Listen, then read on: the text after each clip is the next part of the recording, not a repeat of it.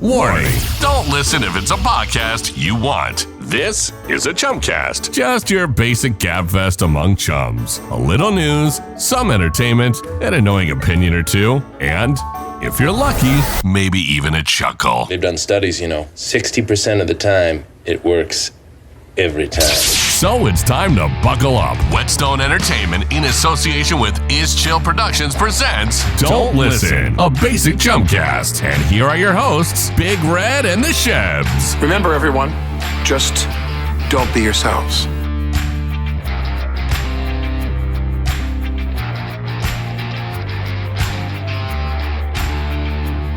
It's showtime. Go time. Fire it up, Big Red, Season 3. Cannot believe we made it to 3 seasons. I can't believe they kept us this long. Yeah. Giddy up, cowboy. It's America's 5th biggest sport, the Don't Listen Chumcast. It's the 5th biggest sport. I'm Big Red. He's the Shebs.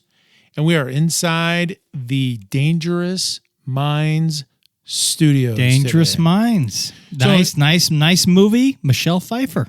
So in case you guys missed out on the backgrounds that we shared, our personal backgrounds, we grew up in the Bay Area, the Shebs and I, and we went to high school together. It was this high school called Carlmont High School. And it was a good time, right? It was during integration. So the people from East Palo Alto, believe it was just East Palo Alto where they bust them in. Yeah. Right. And they bust in these people, these great people from East Palo Alto, and they made a movie about it called Dangerous Minds with Michelle Pfeiffer. And they took a lot of liberties, I understand, but We weren't there. It was like 90% fiction. All Hollywood, right? Yeah. And we had graduated in 86, and this all happened From high school. Yeah, in high school. This happened in the early 90s kind of thing. So we weren't there. My brother was there. Well, while we were there, I played basketball 4 years. I played any sport I could. Well, you're 6'9". Right. Well, I played any sport that was good for basketball, but not so good for golf. But, we all integrated. Like, I never had any kind of a problem with anybody who had a different color skin unless they were an asshole. Like, if they were assholes, it didn't matter what color their skin was. Like, I can remember nothing of any kind of violent situation ever brewing when we were at Carlmont. No, I'm on the same. There was one incident when we were freshmen. It was minor, but after that there was nothing. You were all, everybody was friends. You had your cliques, just like any high school. You could walk around. Everybody was good. It was definitely a cultural shift for us who grew up a little bit entitled, maybe, sheltered, a little bit sheltered. And when we got to Carlmont High School, it was our first real experience with true diversity. Yes. Right? With people, it would have been, that was diversity. Correct. People were coming at each other with a lot of different experiences. And honestly, to me, that was kind of exciting. It was, right? It was healthy. It was good. It was good for... I thought it was kind of exciting. I can remember seeing, as a freshman, some of the senior athletes that came out of East Palo Alto, which they referred to as a ghetto. But now, I don't know how ghetto it was. There was some violence coming out of there. There was some... the gang stuff, but it wasn't... There was some gang stuff, but it wasn't coming to school. It wasn't coming to school like that. Like, no one was bringing guns to school. No one's bringing guns to school. They're probably selling some dime bags. Even though I never met them, they were probably doing some good stuff. A bunch of other people selling dime bags at the same time. So, but I do remember always managing to get along with everybody. It didn't matter what the color of their skin was. But I do remember thinking to myself, boy, I don't think these people really want to be here. Like, I don't think they really enjoy being put in this situation. I think it's hard. Right? Getting on a bus and coming out of your town, driving 15 miles away to get to where, get to school. You don't really want to be there. I mean, imagine if it was reversed. It's not easy. It's not, it's probably what, a 20-minute ride on a bus, maybe bus. 30 minutes because of the traffic at those times. Yep. Down the freeway and stuff. And it's, Yeah, it's schools are represent your community. Some of my best. And you're being pulled out of your community to go to school.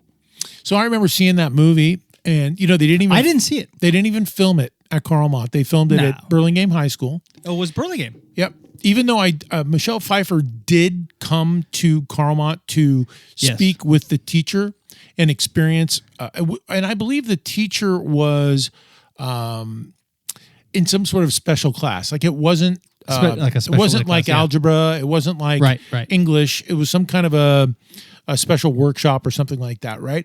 But Michelle Pfeiffer did come to Carlmont and did, kind of look at some experiences that were going on campus at that point. For that, I believe her last name was Johnson. But immediately when I went to go see that movie, I was like, oh my God, this is totally fake, dude. There was all that hype coming out. Oh, it's about Carlmont. And it was so hyped up and phony. I was like, dude, this is all Hollywood crap. None of this happened to me. But then you find out that it wasn't during the 80s. It wasn't based on the 80s.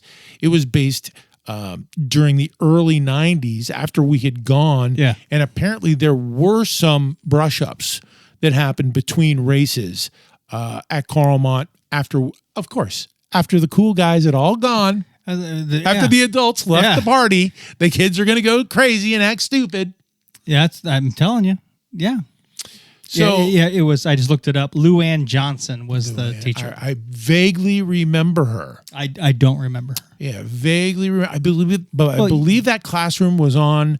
Her classroom was on T wing, which was way kind of off from the main. That's correct. Yeah. Just a different wing. Yeah. But I do remember, seeing the movie and being like, oh my God, it's crazy when you have an actual big box office mainstream movie that comes out that is based on your supposed high school experience and it's garbage. And it's garbage. Yeah, but again, we know that, but everybody else won't know that. And that's just and what just came out, right? What was the Sandra Bullock movie, right? She's another moron. She makes everything up. Well, yeah. But The Blind Side. The Blind Side, right? Just came out. That was all. Again, great story, entertainment. It's unfortunate. You kind of think it's you want it to be based on reality. Yeah. But Hollywood, there's a formula, right? You can't. You got to take some liberties and make it entertaining. I can recall being intimidated a couple different times as a youngster, like just getting used to that culture. Right, getting used to the culture changes, right?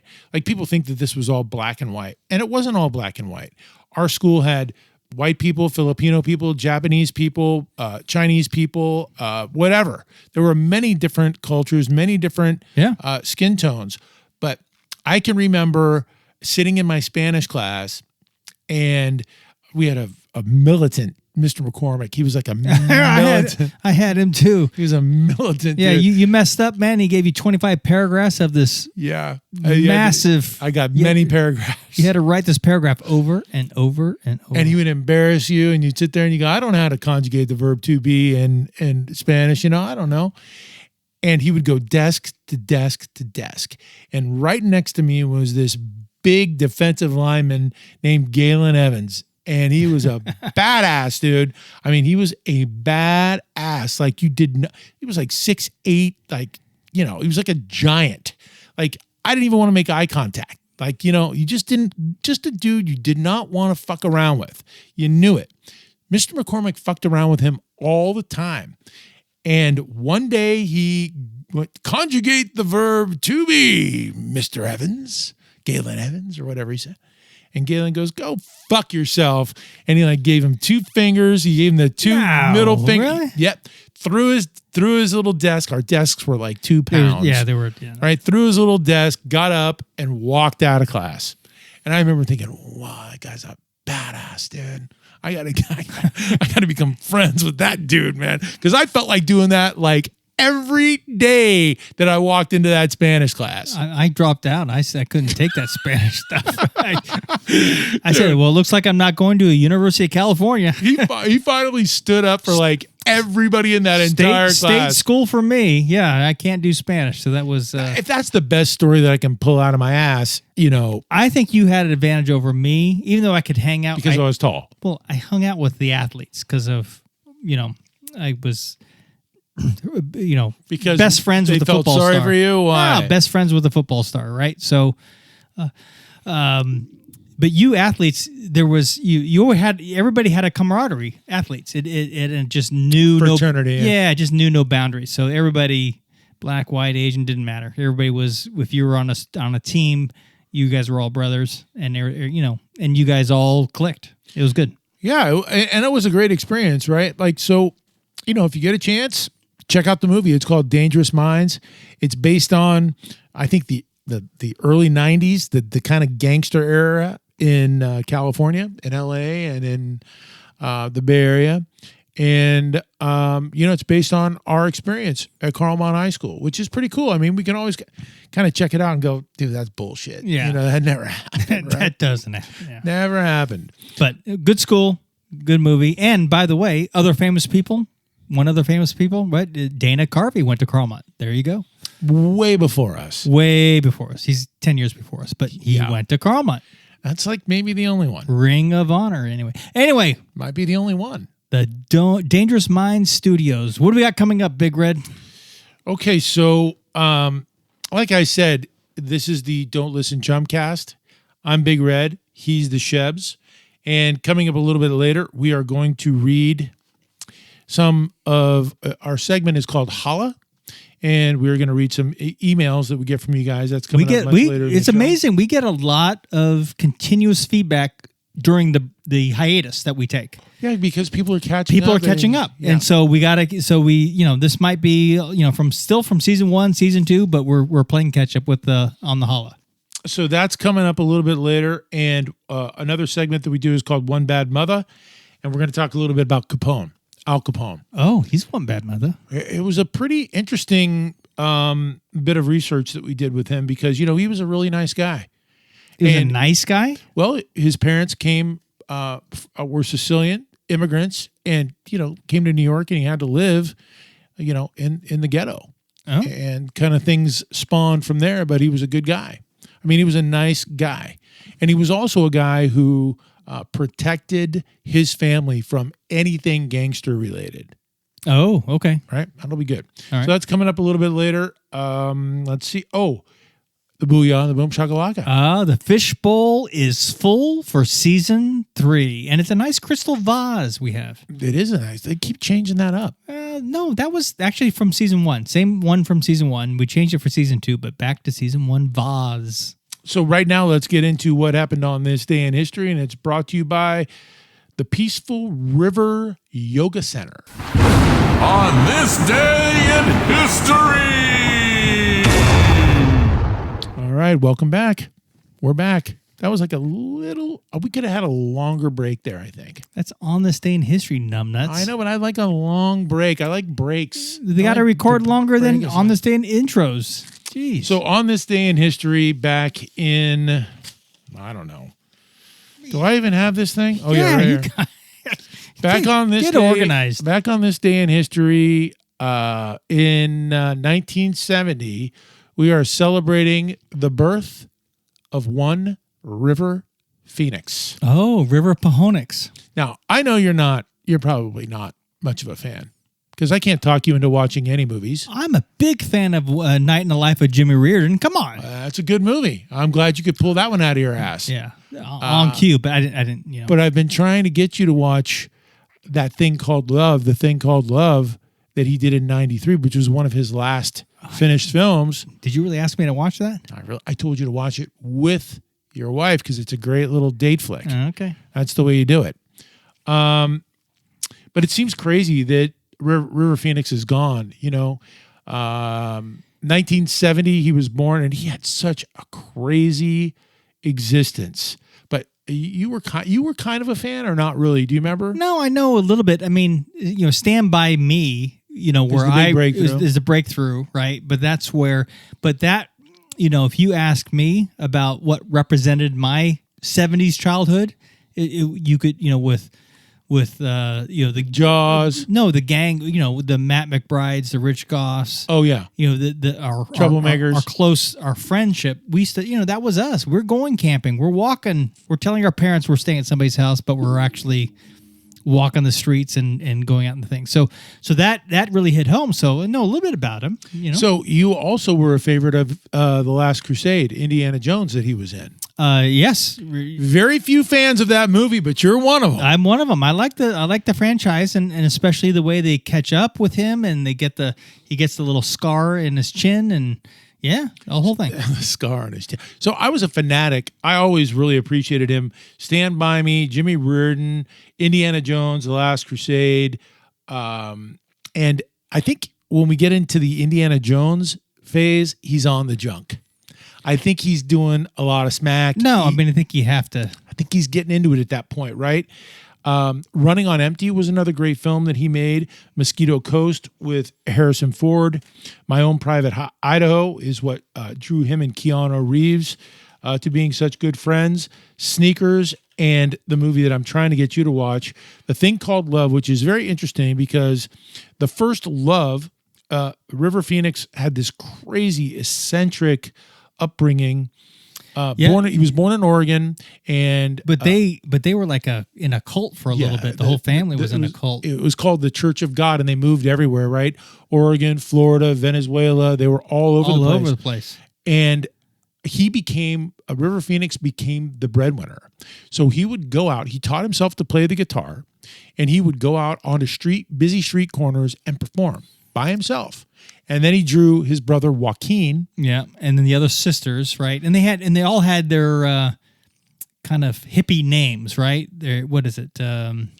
River. His actual name is River. Yes. His last name is Bottom. River Bottom is his actual. That's his actual name. Like Bottom. Bottom, like Fat Bottom Girls. That's his actual name. So he went out to these street corners. Bottom's a name? He taught himself how to play the guitar all by himself. And his name was River Bottom.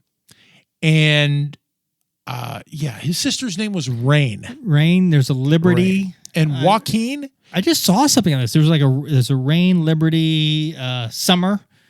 But again, the hippie culture, from them. And I think the mom married a young one. River Bottom was the name. And then the parents got a little crazy because they saw this talent in Joaquin and River. So they changed the names to Phoenix in when they were still young, in the mid 70s. And the interesting thing is that River Phoenix was named after the River of Life, right? That was kind of where he came from. So like you were mentioning, his parents were bohemian gypsies who, they were constantly on the move. They were very involved in, air quotes here, what could be considered to be a cult, the Church of God. Yeah. But like I said, they lived all over the U.S. They lived in Oregon, Florida, Venezuela. They just moved everywhere, which has got to be a tough way for a kid to grow up. And then I think the parents realized that they were in a cult, so they got out of it, which is surprising to me. It's good. Thank you. I think, and I think his dad died. At some point, his dad died, and the mom remarried, but like she's like 70 or 80. I don't know anything about that. No, I think she married like a 40-year-old. So his the whole Phoenix family has a stepdad who's like 40. It's definitely an eccentric family because Joaquin's name is Leaf. His real name was Leaf Bottom. Oh, that makes sense. Right? Yeah, we're the Joaquin. Okay, that makes sense because you're going summer, winter, autumn, leaf. So the way they got discovered is interesting. So they made their way to LA, they made their way to Century City, and they're entertaining. This is what River and Joaquin do. So they're outside of a mall, which is probably illegal now. Dude, they're like Tiffany or somebody, yeah. And they're outside. They're not even in the mall. They're outside of the mall. Playing malls. And they're doing entertaining and doing all this kind of stuff. And a movie producer comes by and bam. She's like, oh my God, you guys have a ton of talent. And that led to Stand By Me. That's what led to Stand By Me. That was it. Yeah. And that was his big break. That was 1986. And, that was... He did great. All four of those guys did great. The interesting story about Stand By Me is that they couldn't get it made. And they brought River Phoenix in. And not only did it get made, everybody fell in love with him, and it became a monster. Columbia Pictures bought it, and it became an app. They were just, everybody was completely blown away. And his character in that movie is not extraordinary, right? He's just he's a guy who fits in. Chris fits in with everybody in Stand By Me. Yeah, but he's a little scarred up. He's the leader or something. And again, this is Corey Feldman. This is how we all kind of, there's a lot of people out there who can relate to that group of friends, right? We're all somebody in that group of friends. That's right. Which was appealing. Which is appealing. Yeah, which is nice. So the struggle for River Phoenix comes where he can't deal with the blurred lines. He can't deal with who he is and who his characters are. So he really starts to struggle and has a hard time going into these movies and playing this character and then breaking that character and going back. Like, he gets really confused that the lines are blurred. So he was in a movie in 1991. I can't remember what the name of it was. Can you look that up? What was the name of that movie? Really? You don't have that in your notes? I don't. Oh, yeah, Dogfight. It was called Dogfight, 1991. And the director of that movie came out and said, man, River Phoenix, he plays a real jerk. He's like, River Phoenix was a jerk. He pissed everybody off on the entire set. And then it took him like 3 months post to get back to being sweet River Phoenix. So he really struggled. It's every actor, actress, everybody has a different method of kind of getting into character, getting out of character, right? So it's interesting that he kind of gets into it, but he can't get out of it it's called involuntary method acting. Interesting. Right? That there's an actual title for that now. So that director had such a hard time with River Phoenix that he was quoted as saying that he invited the demons of the characters that he played to get inside himself. So, if he was playing a pot smoker, he was smoking pot. If he was playing a murderer, he might have been murdering. If he was doing, he was a method actor, okay. Right? So he showed up, and that's probably why he and Keanu Reeves got along so well in My Own Private Idaho, is because, they were both these method actors, right? I never expected Keanu Reeves to get huge. I mean, Bill and Ted's, come on. But he blew up. So some other interesting facts about River Phoenix is that besides, his character, his blurred lines and being unable to break character, was that, he was a huge animal rights advocate. He was a vegan. He was a poet. He was an environmental activist. What else, man? I was a big fan. Oh, yeah, he was an initial investor in the House of Blues. Oh, okay. With Dan Aykroyd. And so that's where he and Dan Aykroyd connected, was as House of Blues investors, and Aykroyd was in Sneakers with him later. Yeah, I actually don't remember him in Sneakers, but there you go. Yeah, Sneakers was kind of mainstreamy for him. It was a departure from some of the characters that he had been playing up until that point. I don't think there's ever going to be another River Phoenix. So he had been clean. He got all messed up on drugs, heroin. He got all messed up, and everybody was concerned for him, and it started to show on the sets of the movies that he was trying to work through at that time. And he had been clean for a long time.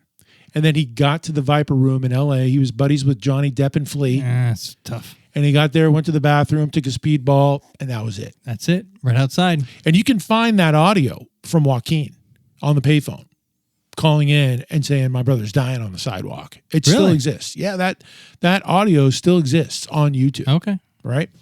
So I don't think they don't make them like this anymore. That the reason why I wanted you to watch The Thing Called Love, his first love, River Phoenix's first love, was music. And in The Thing Called Love, he not only is the actor in that, but he also performs. It's a Nashville-based country. Everybody's going to Nashville to try and become famous from all over the world. And What's really kind of striking about that movie is that it's a star-studded, very young stars. River Phoenix, Dylan McDermott, and Sandra Bullock is in that movie, and she is by far the worst actor of the entire cast, the absolute worst. And she went on to be the 5-star general of that entire frickin' Samantha Mathis was also an amazing singer. She was also an amazing actor. She was River Phoenix's girlfriend at the time, and the death of River Phoenix just destroyed her career. She couldn't get it together. That was in 93. Was that the last movie he made? I believe it was. Because he died in 93, so... I believe it was. Okay. Yeah. Anyway, yeah. All right, so that was what happened on this day in history back in 1970.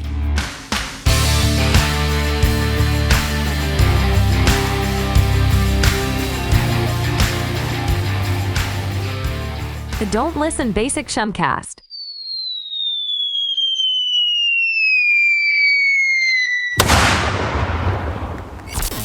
This is f***ing treason. Don't listen. People, are you ready?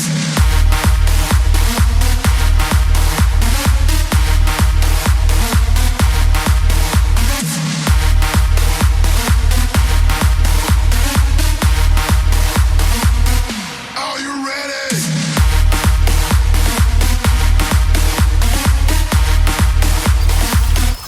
Just a bunch of time. We'll never get back. Don't listen.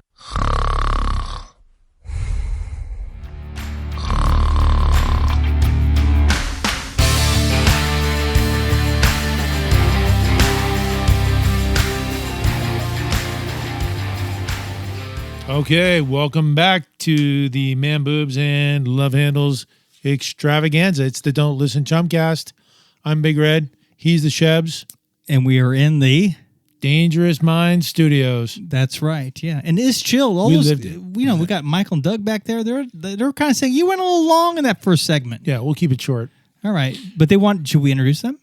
No, only say thanks to them if that's your thing.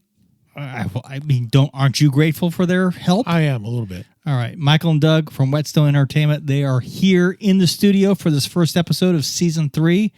Is chill.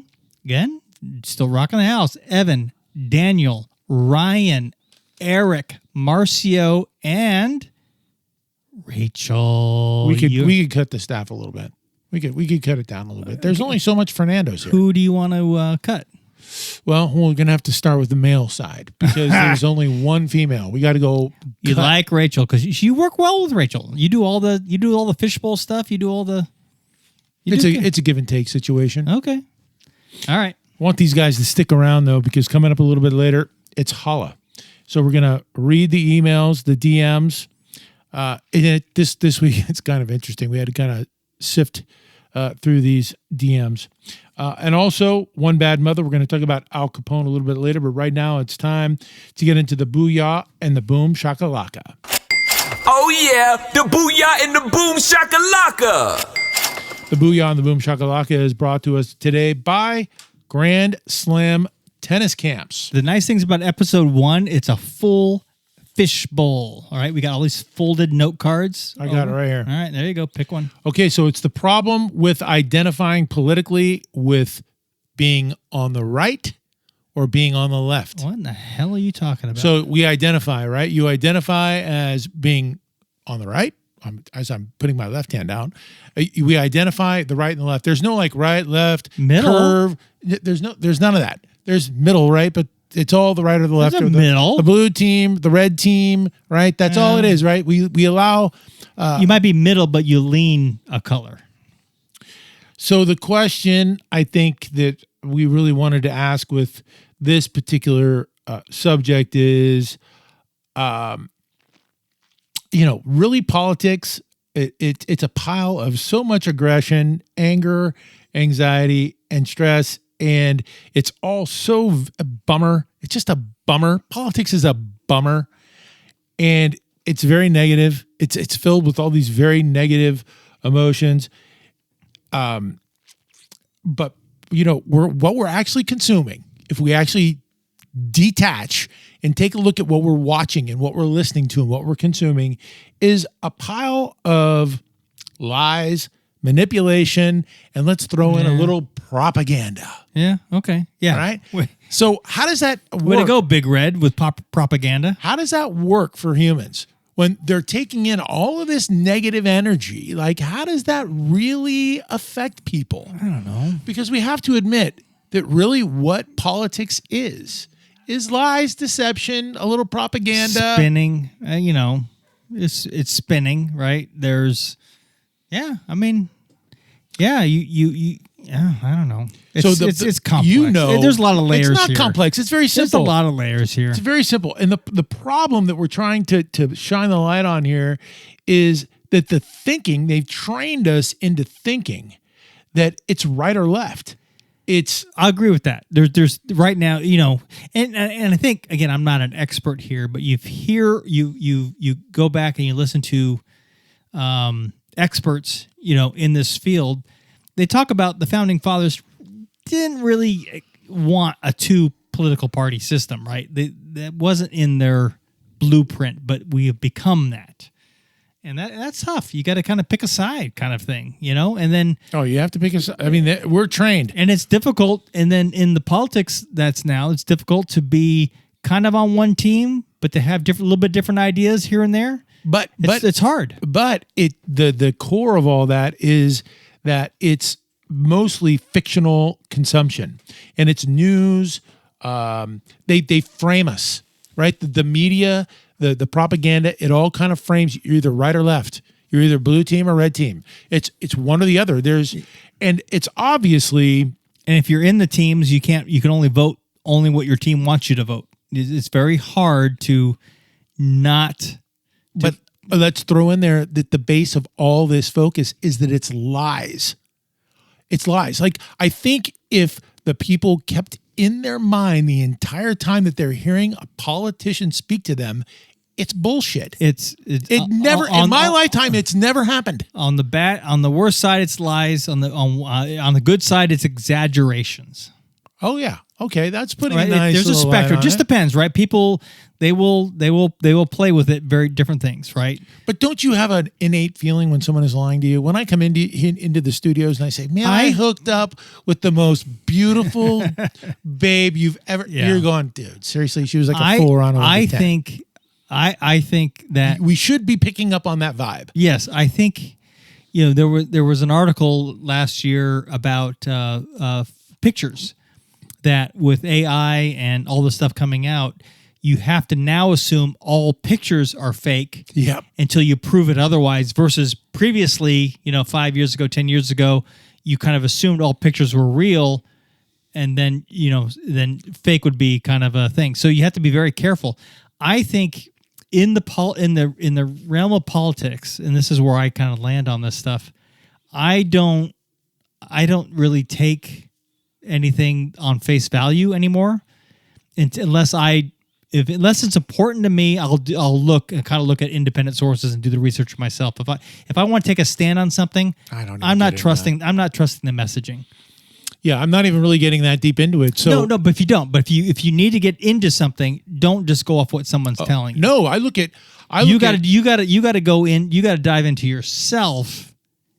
But look for independent sources and that kind of stuff. So I've gotten into this new thing where I'm looking at it from the outside looking in. I'm not necessarily attached, and you see all of these attached people that are like I know people just repeat what they hear on TV or repeat what they've seen on a video. Yeah. It's like they're not aware of what's going on. They're not aware of the lies, like they're buying in, right?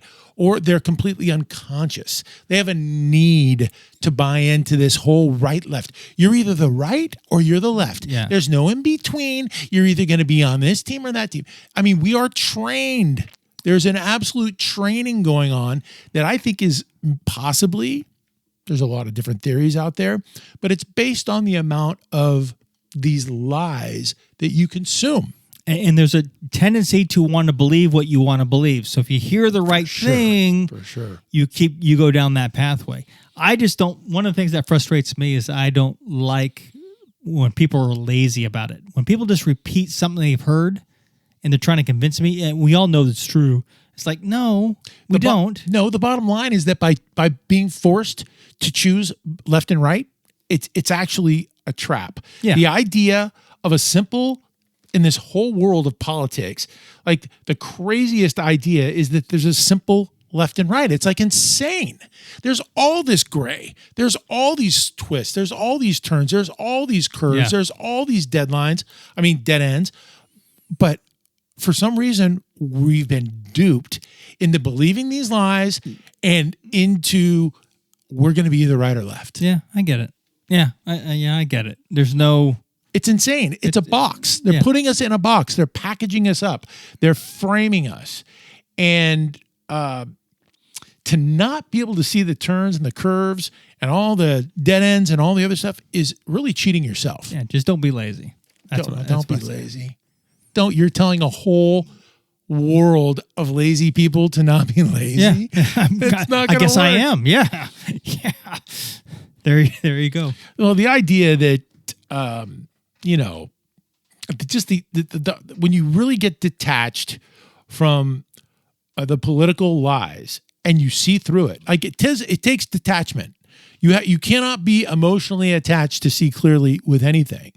But if you emotionally pull back and you see these politicians, dude, they're promising us they're giving us everything that we want to hear. And I will just say in my lifetime as being a human, it's never been the truth. Like if a politician actually becomes president and then they actually do what they have promised, it's like a miracle, dude. It's like a lightning bolt from the 10 Commandments of Moses on the top of Mount Zion. Yeah. It does not ever happen. We're living like in a fantasy world. Politicians say what they're going to do, but they don't say, how are you going to do that, right? So that's always kind of the question, because it's there's House of Representatives, right? 435 other people. Right? So why do we let these people put us in a box? Why do we buy into this left and right? Why do we buy into picking a team? Why don't we say, screw you, politicians? Because that is... Why is there two? Why can't there be 19? It's going to take a long time. It's other countries have multiple parties, right? And that's where you find in much more of a parliamentary setting, you got to form coalitions, right? So that's right. And that creates a much more balance and type of thing. So But think about how simple life is. You have these guys who, on paper, you have these guys, rich guys, who lie to you, and then they tell you how to vote, and then you vote, and then they say you only have two choices: you're left or right. Yeah, you're left or right. Yeah. So in order to get anything done, when was the last time a third party? In order to get anything done, they got to mind fuck you. When was the last time there was a third choice? Dude, probably Ross Perot. How about maybe? About when was the Back last in the time? 90s?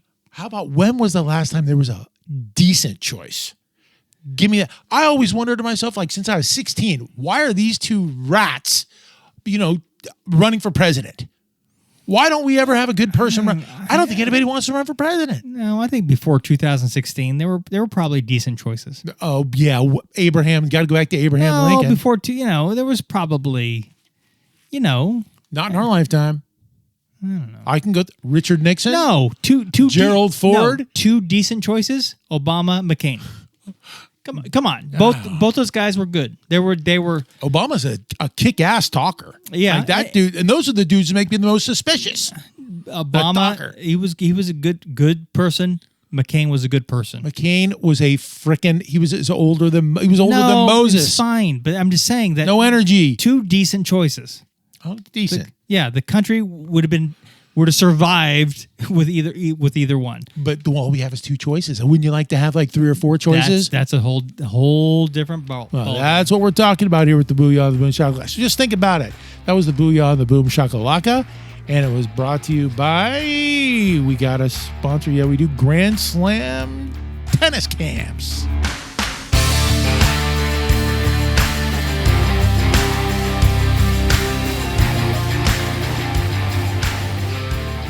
The Don't Listen Basic Shumcast.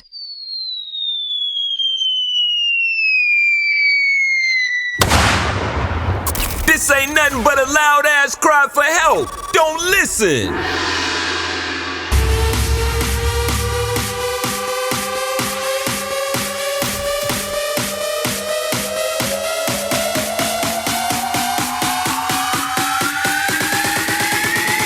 Three, two, one, jump!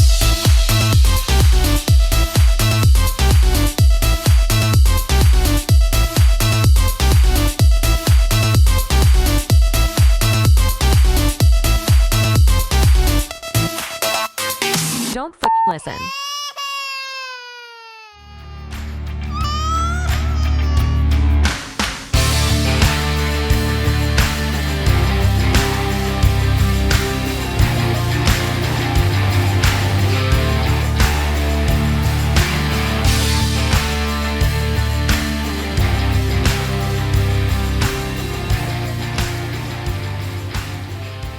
Oh, yeah. Welcome back. It's the celebration of man boobs and love handles. Did you see Doug in there dancing at the dance party music? Yeah, Doug has no moves. He can't dance. No moves at all. It's like got Costanza. nothing. It's like Costanza. No, it would have been Elaine with with his thumbs. Dude, it got weird in here when we had that little booyah, boom shakalaka. Yeah. Everybody kind of looking at each other like, who's Well, gonna throw this the shield first has punch? no idea what we're talking about, and of course, Michael and Doug are kind of having their own conversation back there. But and then all of a sudden, it's nice to have that 30-second dance party, get that music flowing, get the blood flowing, and then you have Doug in there with his thumbs trying to dance. And then we're going to get the blood flowing a little bit later with Holla. Oh, that's coming up. And the blood is going to start. That's coming up a little bit. And then the blood is really going to start flowing right now because we're getting into one of my favorite segments, One Bad Mother. That's one bad mother. One Bad Mother is being brought to you today by our friends at Peaches and Cream. That is the bed and breakfast. Oh, Al Capone. Peaches and Cream bed Al and Capone. breakfast. Now, can we dispute that Al Capone was a bad mother? I don't think so.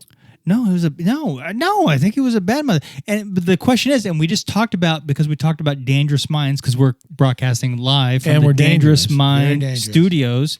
But we had some talk about what the Hollywood liberties it takes. So there's a lot of things that with Al Capone, he's been portrayed left and right in movies. So a lot of people's knowledge of Al Capone is from Hollywood, which takes a lot of liberties. And right? people believe it. And then there's Just like left and right. and then there's the Big Red and the Rachel research that brings the truth. What's his to us. real name? Alphonse. Alphonse, okay? Alphonse Gabriel Capone. And guess what? What? His parents are Sicilian. They were immigrants, right? Okay.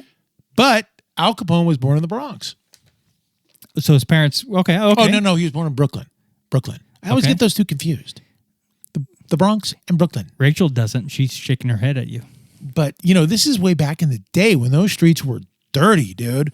Around the What year late was he born? 1800s. When was he born? Late 1800s, early 1900s. Yeah. Back transitional times. So he was not. So look, I think a lot of people kind of get the sense that Al Capone came from this gangster family.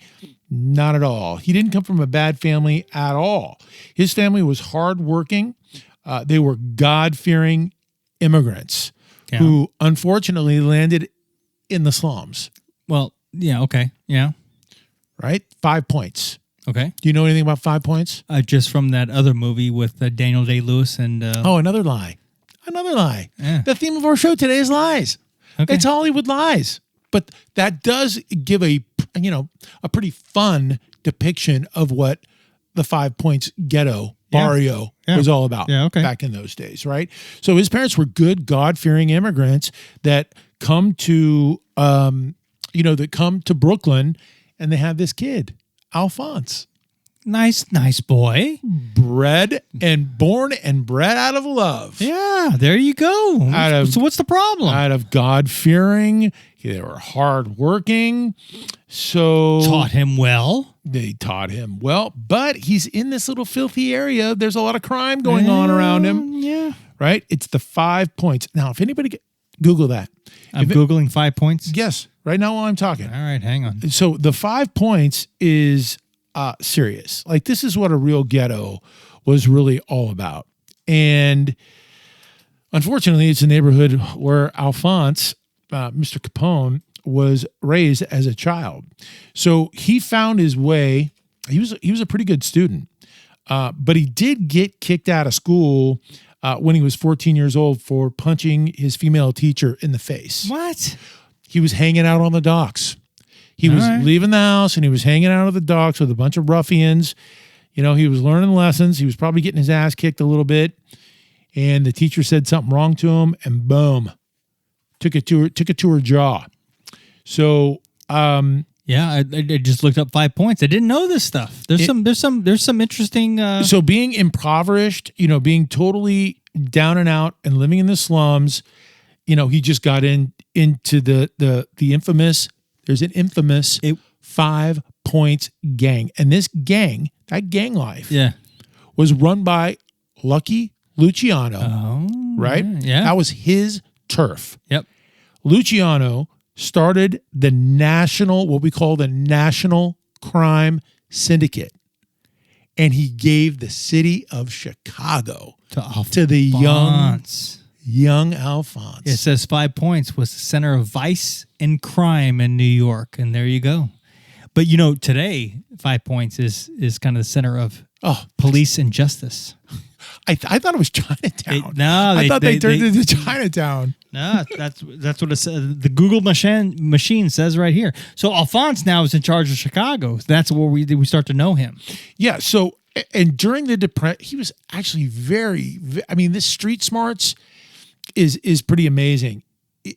So he ran a soup kitchen in Chicago to get popular, knowing that he was going to run. There you go. That's Chicago. Is he smart? He runs politics, even in the mafia.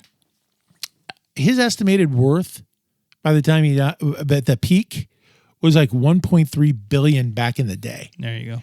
Back in the day, billion. And mostly that was off of prostitution. Yeah. This is where it gets a little dirty, right? People are very sophisticated. You know, people are very complicated. There's a lot of layers to people, as we're finding out with Alphonse here. So most of his money came from prostitutes and running liquor. This is what he became infamous for. He would lure big crowds into bars. Yeah. And then he would blow them up. I mean, blow them up. But he would blow them up. Like get a freaking grenade and blow them up. He would blow them up. He would destroy the crowd. Yeah. And then basically he was the only one who could protect everybody. So then he came in and then it didn't happen anymore. That was when he became famous. That's how it happened. That's where he became famous. Brilliant. And he was openly in a time where nobody could say anything. It was very suppressed. He was openly opposed to prohibition. Openly talked of how prohibition was wrong. Sure. Right? He lived in high class. He was 5-star all the way across the board. He bought the most expensive suits you could even think of. He smoked the finest cigars. He had car collections that frickin' A.J. Foyt would be completely jealous of. A.J. Foyt, great knowledge. 5-star completely across the board until he chopped your ass up. He came across as completely classy. So I guess we got to get into the Valentine's Day Massacre, which is what he's mostly known for. That was in 1929. Yeah, let's make this an uplifting event. Capone had his this is just so brilliant. Like, it is so brilliant what he did here. He had all of his people dress up in police uniforms. Yeah. Yeah, I mean, how devious is this? I mean, who's reading this history? Like, I wonder who is, besides us, who is reading this history. So, you know, he has oh my God. And they just take care of everybody. They just knock it all out. And then as kids growing up in the 70s, we were started to get exposed to those Time Life books. You know, you would start to see those black and white photos from the St. Valentine's Day Massacre, and you're just going, wow. They dressed up as cops, and then they shot up everything in sight until they got to the mob boss that he wanted to take out. They literally took out everything that was standing. Apparently, it was a massacre. Yeah. Dude, it sounds scary, right? The St. Valentine's Day Massacre in 1929. So there you go. This is kind of his big claim to fame. So they shot everybody up until they got to the mob boss, and the brutality really shocked the entire world. They had never really seen anything like that before. And his profile as the mob heavyweight went all the way to the top. That was what sent him. He was the mob dude after the massacre. Yeah.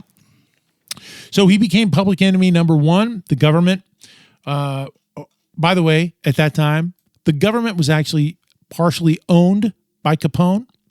Yeah. People don't understand that, but he was running the liquor, he was running the prostitutes, and he was running the government, right? Which may explain why the government has liquor and mafia and mob and all that crazy stuff, that corruption that's going on with today's government.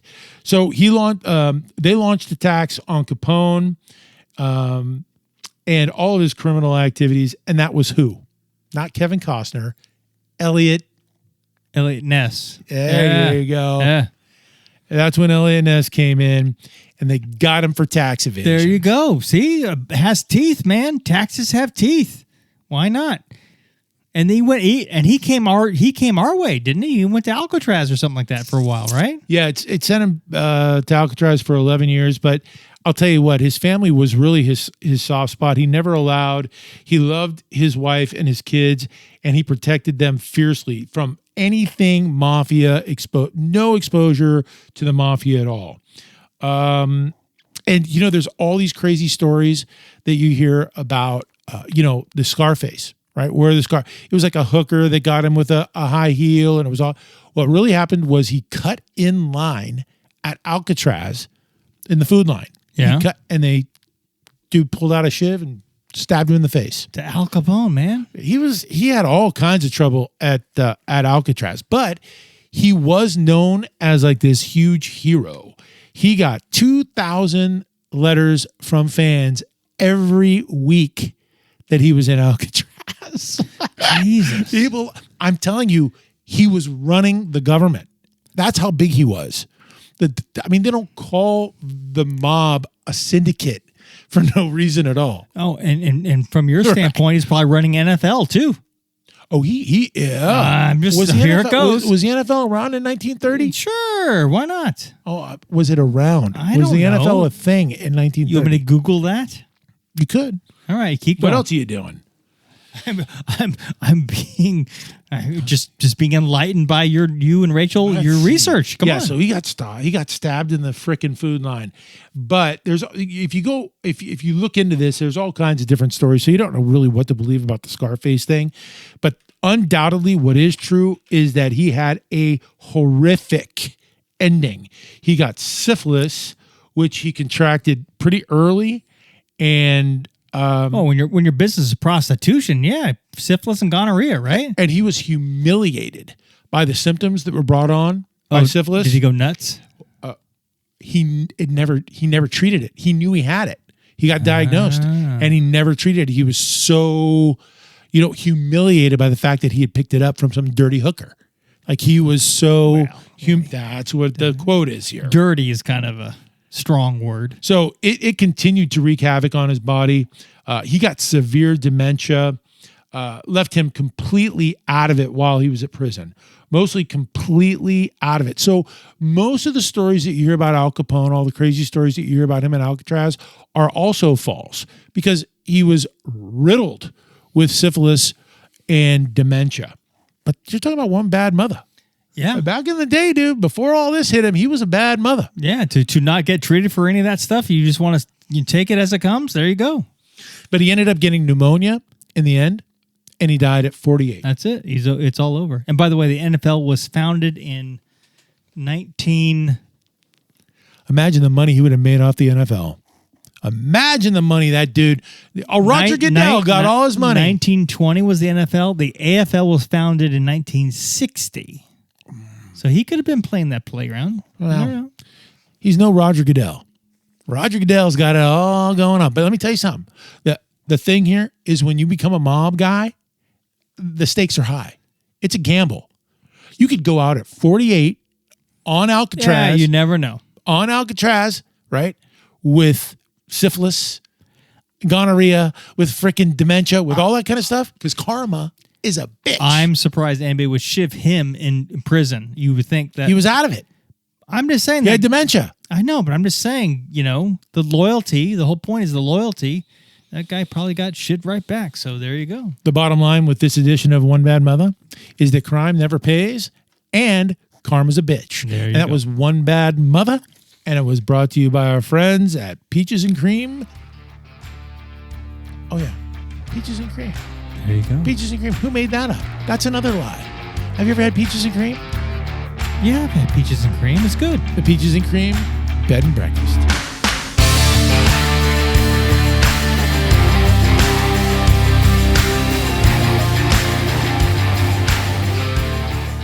The Don't Listen Basic Shumcast.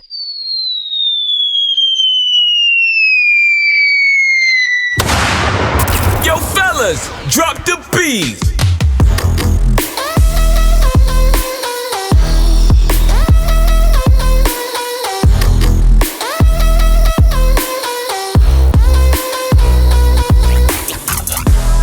Just a bunch of time we'll never get back. Don't listen.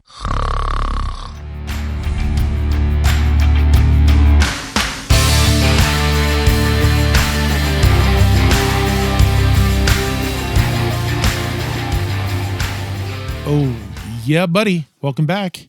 It is the big show. We are getting out of here now. Everybody, look, they're starting to pack up already. Yeah, it's time to Stupid. get out of here. Let's come and get it. It's the man boob and the love handles extravaganza. The Don't Listen Chumcast. I'm Big Red. He's the Shebs. I want to remind everybody, you can donate to the show. You can donate to the cause. Go to the website, don'tlistenchumcast.com. Donate. You can also sponsor there. And you can also follow us on Facebook. Our Facebook page is so cleverly called Don't Listen Chumcast. Wow, who thought of that? I think that was Daniel. And I think he's a marketing guy. I think we're going to start giving away some more stuff. We got stuff we're sending out. Yeah, I don't know what the... got mugs. We got keychains. We got what else have we got? I don't know, but we do get. Speaking of challah, which is being brought to you by our friends at Fernando's Mexican restaurant. Fernando's Mexican restaurant. Oh, that's fine. They're asking for a cue. You want to give them a cue? Yeah. So ready? Hey, it's time now for holla. Man, you're Fernando. See, I had to step in there. They were trying to get your attention to say you got to cue it, baby. Yeah, but the problem is I ignore them. They got to push a button. You got to give a guy a time to push a button. So Idiot. with challah, I know. For And a by the fact- way, can I just tell? By the way, I just noticed what you're wearing. yeah, you look looking good. like a fool, man. I'm looking good. I am a fool. Who does that? Every who fool. wears something like that? It wears the fake tuxedo on a t-shirt. I didn't know that was real. This gets me all kinds of chicks. Probably. Yeah, are you crazy? Wait till I take this thing off a little bit and you see my Justin Timberlake abs. And you grew your hair out over the hiatus. That's I'm going long. I'm going ponytail, Dude, bra. that's mullet. That's right. You're in right now. You're in mullet territory. You just totally went. You took time off and you totally went mullet. I don't give a shit. Okay. I don't give a shit. I'm ready to go. But by the way, it's holla time. By the way, Holla. yes, we've already cued the So music. the yeah. interesting thing is that we got quite a bit of DMs. I can sneak into the Facebook account Yeah. and I can look at the DMs Yeah. and cherry pick sometimes. Get some stuff for us to you read. ignoring what Daniel gave you? Well, no, but I will just say I'm just looking at mine right now. I don't like what Daniel gave me. I will. It's fake. I just want to say that not everything that comes in here is negative. Yeah. Not everything. There are some demented people out there that are more than slightly disturbed that are a little bit turned on by this fucking babble fest. Right. Right. So we are giving some stuff away, and the bottom line is that we get these people that are so blown away. I mean, they've been great. The people are supportive. They're giving. They've been good to us, and they follow us on Facebook, and they interact, and they do all this stuff, and they deserve the giveaways. And we just got notes from the reports came in from our partners at the Mountain.live, back in Virginia. They got We're getting big traction in, of all places, Germany. I love the Mountain. They got great good, man. music, great music. It goes worldwide. Those people are very gracious. They're very nice to us. They have nothing but constructive criticism for the most part with those emails. But but Chris says, hey, he sends us notes. He sends us this stuff. Chris from the Mountain. What is the air quotes? This stuff is like Nazi-like instructions on the type of stuff we should be doing. Right? We get that from a lot of people. Yeah, Ischel likes him. Whetstone says, what is he? He's a. So we just want to say thank you to the people who have supported us. Yeah, right. But again, Germany. Apparently, we're popular in Germany. Did you get anything from? I got 3, but these first 2 are Daniel.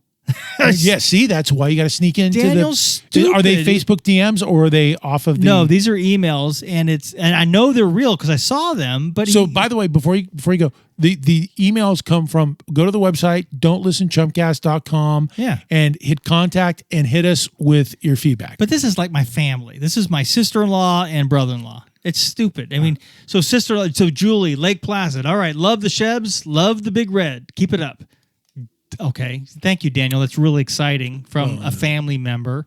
But then could be a lot worse. The brother-in-law, Uncle Ben from Lake Placid. He says, like the Shebs, like Big Red. He doesn't love us. He likes us. Haters are the ones who love us. I'm just telling you. But he takes that because I tell him I like him. Oh yeah. Don't love him. Another lie. I like him. Another lie. But it's family. It's kind of like, why would you give me this? Stupid. Everybody's lying. All right. Hey, Julie, Ben, love you. Nina, Owen, love you. Let me see what I got here. Before you get all mushy, let's see what I got. Okay, JP is in Beverly Hills. Outstanding season 2. Whoa. Why had I never heard about you guys before? Because we don't have much of a marketing budget. No. And we like to kind of go under the people under the discover radar. us. It's like a gold, like finding something in a river. Yeah. He says, thanks for the inspiration and sorry for your loss, Big Red, which has also been nice. We've gotten a lot of I've gotten a lot of support from a lot of people out there that don't know me, that maybe have gone through the same thing, losing their father.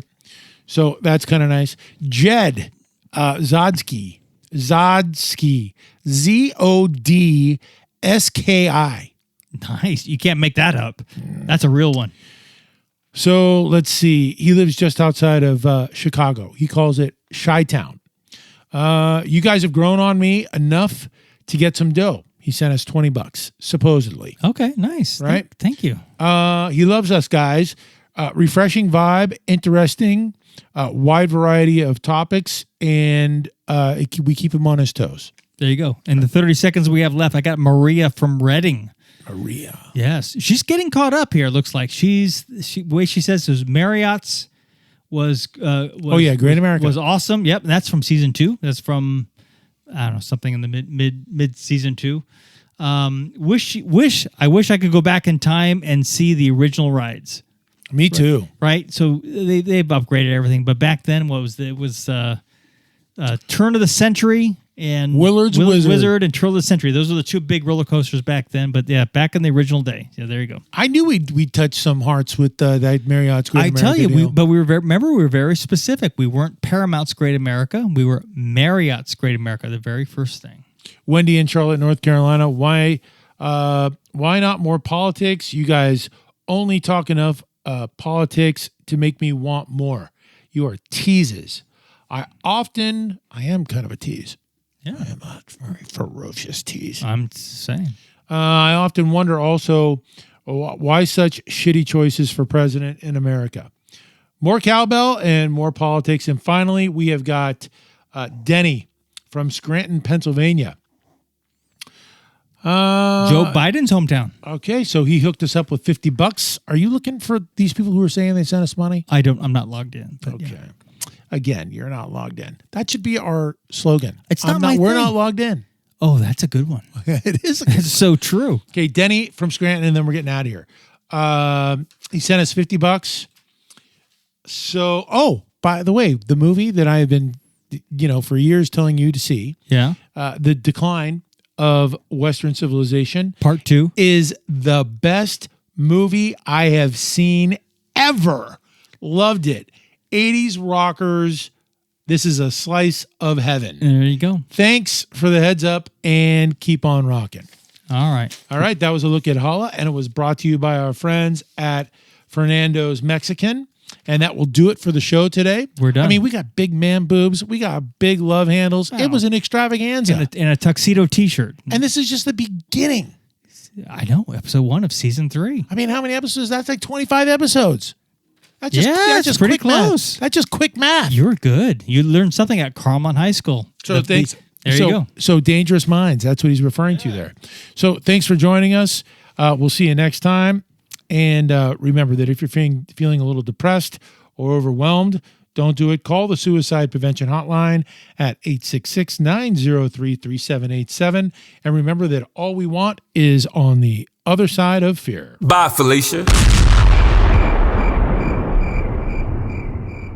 Don't listen. A Basic Chumpcast has been an exclusive presentation of Whetstone Entertainment in association with Is Chill Productions. Subscribe, follow, like, and share us while on your favorite social media hangouts and our YouTube channel. We're not into begging, but if you like us, review us and support us by continuing to check us out on your favorite podcast platforms. Find more fun and hit us with your feedback at don'tlistenchumpcast.com. Yeah, that's fantastic.